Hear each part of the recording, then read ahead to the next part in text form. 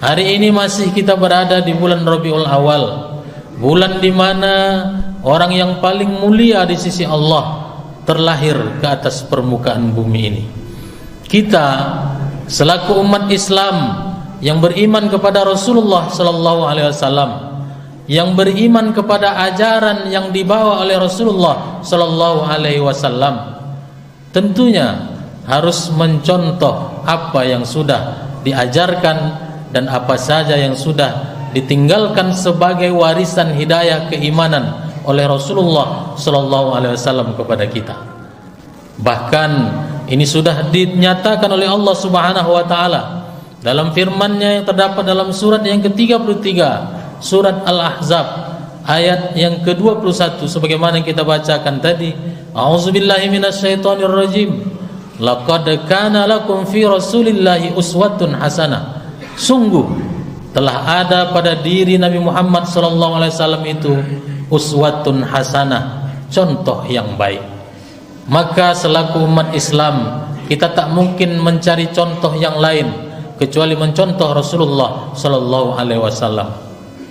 Kita tak mungkin mencari tauladan yang lain selain pada tauladan Nabi Muhammad sallallahu alaihi wasallam. Ketika kita mencontoh sesuatu, maka yang kita contoh kualitasnya mesti jauh di atas kita. Maka orang yang paling mulia, nabi yang paling mulia, kekasih yang paling mulia dari sekian banyak kekasih-kekasih Allah adalah Nabi Muhammad sallallahu alaihi wasallam. Satu ketika sahabat bertanya kepada Sayyidina Abu Bakar Siddiq, bagaimana akhlak Rasulullah sallallahu alaihi wasallam? Ketika itu Abu Bakar menjawab, bisakah engkau menceritakan bagaimana dunia dan isinya ini kepadaku? Maka sahabat yang bertanya itu menjawab, tak mungkin aku dapat menceritakan bagaimana dunia yang besar beserta isinya. Maka kata Sayyidina Abu Bakar Siddiq, dunia yang lebih kecil daripada kemuliaan Nabi Muhammad SAW saja tak dapat engkau menceritakan, bagaimana mungkin aku menceritakan bagaimana akhlak Rasulullah SAW. Akhirnya sahabat ini bertanya kepada istri baginda Rasulullah SAW, Aisyah radhiyallahu anha, bagaimana akhlak Rasulullah? Aisyah radhiyallahu anha mengatakan, pernah satu malam aku ketiduran. Ketika tengah malam aku terbangun, kulihat tidak ada Rasulullah di sisiku. Padahal malam itu adalah beliau jatahnya adalah tidur di rumahku sebagai istrinya. Dengan rasa penasaran, Aisyah pergi ke dekat pintu rumah. Dia buka pintu rumah, ternyata Rasulullah sallallahu alaihi wasallam tidur di depan pintu di luar rumah. Seketika Siti Aisyah kaget, lantas membangunkan Rasulullah dan bertanya, wahai suamiku, kenapa engkau tidak membangunkan aku? Apa kata Rasulullah sallallahu alaihi wasallam? Karena urusan tadi malam aku pulang agak larut. Aku tidak mau mengganggu tidurmu wahai istriku, maka aku putuskan untuk tidak mengetuk pintu rumah kita, tapi aku tidur di luar rumah di depan pintu. Sebagai seorang suami, begitulah akhlak budi pekerti Rasulullah kepada istri dan keluarganya. Bagaimana akhlak Rasulullah kepada para sahabatnya? Dalam sebuah majelis, datang salah seorang sahabat, datangnya kebetulan terlambat. Dia tengok tak ada lagi tempat yang kosong untuk dia duduk. Satu orang pun sahabat yang mengelilingi Rasulullah sallallahu alaihi wasallam tak ada tergerak hatinya untuk memberikan tempat, karena memang kondisinya sempit. Melihat kondisi ini, Rasulullah sallallahu alaihi wasallam mengambil sorbannya, dia bentangkan di sebelah kanannya sorban tersebut. Maka setelah itu dia persilakan sahabat yang datang terlambat tadi untuk duduk di atas sorban di sebelah Rasulullah sallallahu alaihi wasallam. Melihat itu semua, sahabat yang datang terlambat ini tak mungkin duduk di atas sorban Rasulullah sallallahu alaihi wasallam. Dia ambil sorban itu, dia cium, kemudian dia duduk tanpa beralaskan sorban Rasulullah sallallahu alaihi wasallam. Dia datang terlambat, tak ada satu orang pun peserta di majelis Rasulullah itu yang mau memberikan tempat karena memang sesat. Tapi Rasulullah sallallahu alaihi wasallam dengan kebesaran hatinya, dengan akhlaknya yang mulia, bahkan dia bentangkan sorban untuk sahabatnya yang datang terlambat tadi agar bisa duduk di sebelahnya. Bagaimana akhlak Rasulullah sallallahu alaihi wasallam kepada orang yang tak seakidah dengan dia?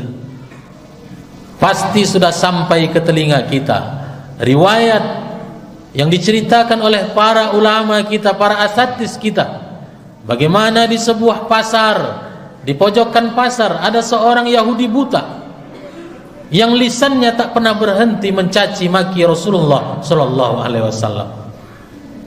Apa yang dilakukan oleh Rasulullah terhadap Yahudi buta ini yang setiap hari lisannya tak pernah kering menceritakan keburukan Nabi Muhammad sallallahu alaihi wasallam, mencaci maki, merendahkan dan lain sebagainya, bahkan menuduh Rasulullah sebagai orang tukang sihir. Rasulullah sallallahu alaihi wasallam sebagaimana diriwayatkan oleh istri beliau Aisyah radhiyallahu anha, diceritakan kepada mertuanya ketika mertuanya bertanya, yakni Sayyidina Abu Bakar As-Siddiq, setiap hari Rasulullah sallallahu alaihi wasallam mendatangi Yahudi buta membawa makanan. Karena Yahudi ini buta, maka makanan itu dengan lembut disuapkan ke mulut si Yahudi buta oleh Rasulullah sallallahu alaihi wasallam. Apakah Rasulullah tak mendengar lisannya senantiasa mencaci maki Rasulullah? Rasulullah mendengar, tapi suapannya tak pernah berubah sejak kali pertama Rasulullah mendatangi Yahudi buta, menyuapkan makanan ke dalam mulut Yahudi tersebut sampai akhir hayat Rasulullah sallallahu alaihi wasallam. Sepeninggal Rasulullah sallallahu alaihi wasallam, Sayyidina Abu Bakar Siddiq penasaran, apalagi kira-kira amalan aktivitas Rasulullah yang belum sampai kepadaku, yang aku ingin juga melaksanakannya. Maka ditanyalah kepada putrinya, yang putrinya itu adalah istri dari baginda Rasulullah sallallahu alaihi wasallam, ya Aisyah, wahai anakku, apalagi amalan yang dilakukan oleh Rasulullah yang selama ini aku belum ketahui. Disampaikanlah oleh Aisyah bahwa setiap hari Rasulullah mendatangi Yahudi buta di pojokan pasar, yang lisannya tak pernah berhenti menghina mencaci maki Rasulullah, tapi dengan lembut tangan Rasulullah menyuapkan makanan kepada si Yahudi buta. Maka datanglah Sayyidina Abu Bakar As-Siddiq membawa makanan untuk mengikuti, meniru, mencontoh apa yang dilakukan oleh Rasulullah. Disuapkannya makanan ke dalam mulut Yahudi buta. Yahudi buta tetap dengan apa yang dia lakukan selama ini, mencaci maki Rasulullah sallallahu alaihi wasallam. Niat awal Abu Bakar As-Siddiq ingin meniru Rasulullah sallallahu alaihi wasallam dengan kelembutannya, menyuapkan makanan kepada Yahudi buta.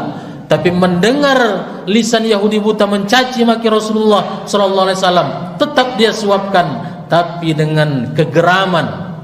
Terasa oleh Yahudi buta, sentuhannya tak lagi lembut. Maka Yahudi itu bertanya, kemana orang yang selama ini dengan lemah lembut menyuapkan makanan setiap hari kepadaku, hari ini terasa kasar penyuapannya. Maka Sayyidina Abu Bakar Siddiq menjawab, orang yang selama ini menyuapkan dengan lembut makanan ke mulutmu adalah orang yang setiap saat, setiap detik kau caci maki.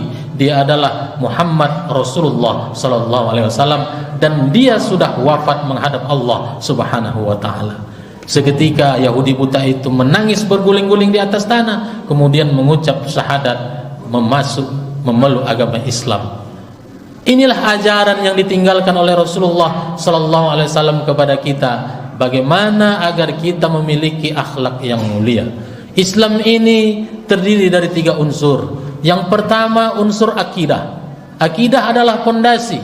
Kalau diibaratkan sebuah bangunan, maka bangunan kalau tak kuat pondasi maka akan roboh. Tak sanggup kita masuk ke dalam bangunan ketika pondasinya tak kuat.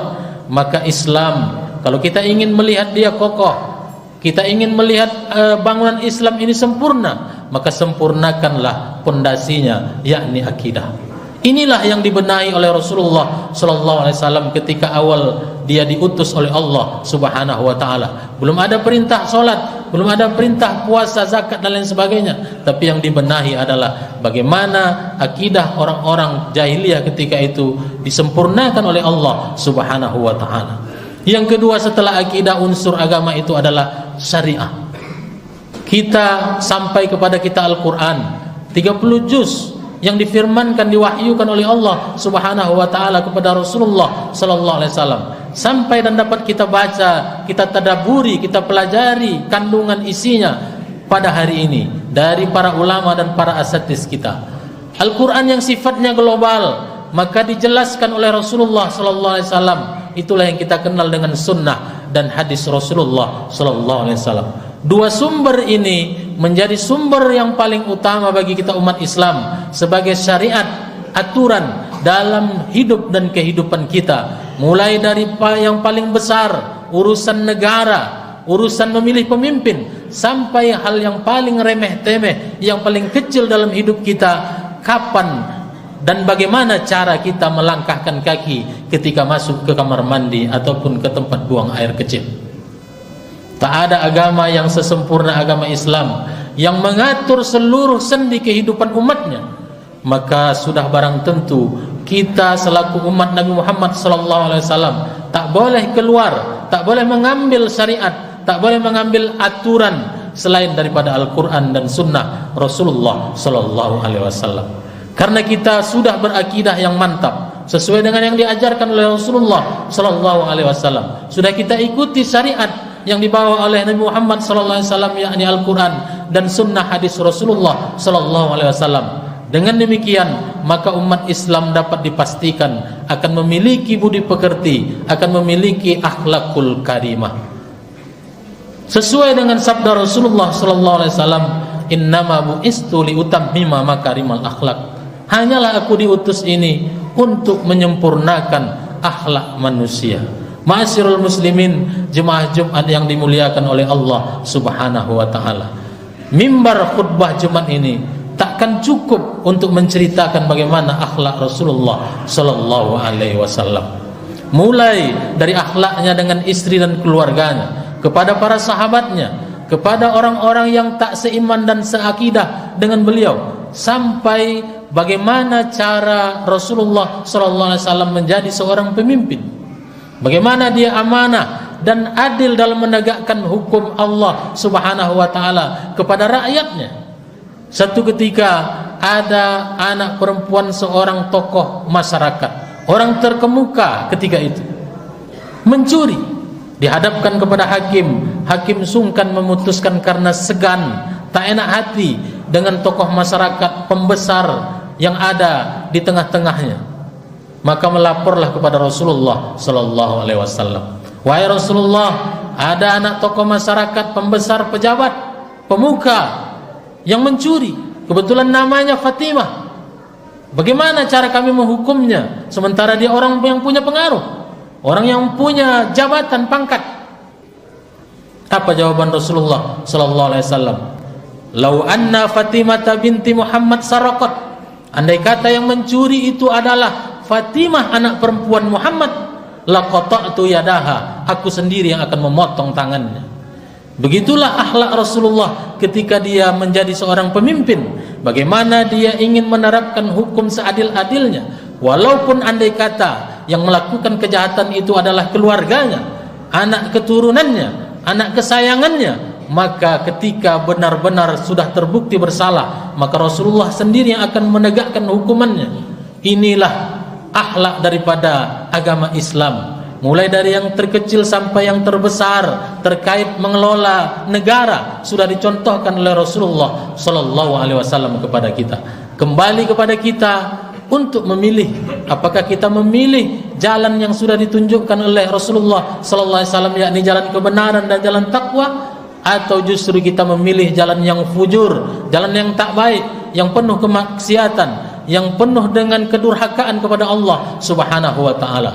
Fa alhamaha fujuraha wa taqwaha. Allah sudah ilhamkan kepada kalian jalan yang fujur, yang tak baik, dan jalan takwa wa taqwaha, Pilihan ada pada kita semua. Apakah kita ingin bersama-sama dengan Rasulullah sallallahu alaihi wasallam nanti di surga Firdaus? Maka ikutilah akhlak yang sudah dicontohkan kepada kita. Apabila kita tidak mengikuti akhlak yang sudah dicontohkan oleh Rasulullah sallallahu alaihi wasallam, berarti kita mendurhakai Rasulullah sallallahu alaihi wasallam, dan tentu kita tak mungkin ditempatkan kepada bersama dengan orang yang mulia di sisi Allah, karena kita sudah memilih jalan yang tidak lagi sama dengan apa yang diajarkan oleh Rasulullah sallallahu alaihi wasallam.